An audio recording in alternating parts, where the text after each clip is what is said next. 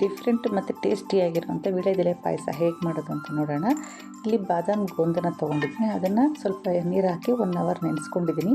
ಈಗ ಒಂದು ಮಿಕ್ಸಿ ಜಾರ್ನಲ್ಲಿ ಬಾದಾಮಿ, ಗೋಡಂಬಿ ಮತ್ತು ಪಿಸ್ತಾ ಇದನ್ನೆಲ್ಲ ಹಾಕಿ ಚೆನ್ನಾಗಿ ರುಬ್ಕೊಂಡು 3/4 ಲೀಟರ್ ಹಾಲಿನಲ್ಲಿ ಮಿಕ್ಸ್ ಮಾಡ್ಕೊಳ್ಬೇಕು.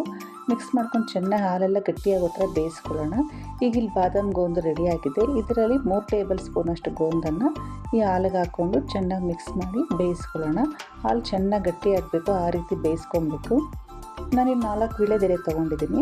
ಅದನ್ನೆಲ್ಲ ಕಟ್ ಮಾಡಿಬಿಟ್ಟು ಒಂದು ಮಿಕ್ಸಿ ಜಾರ್ಗೆ ಸ್ವಲ್ಪ ನೀರನ್ನು ಹಾಕಿ ರುಬ್ಬಿಬಿಟ್ಟು ಫಿಲ್ಟ್ರ್ ಮಾಡಿ ಒಂದು ಸೈಡಲ್ಲಿ ಇಟ್ಕೊಳ್ಳೋಣ. ಈಗ ನಾನಿಲ್ಲಿ 1/4 ಕಪ್ನಷ್ಟು ಸಕ್ಕರೆ ತೊಗೊಂಡಿದ್ದೀನಿ. ಆ ಸಕ್ಕರೆನೆಲ್ಲ ಹಾಕ್ಬಿಟ್ಟು ಚೆನ್ನಾಗಿ ಮಿಕ್ಸ್ ಮಾಡಿ ಬೇಯಿಸ್ಕೊಬೇಕು.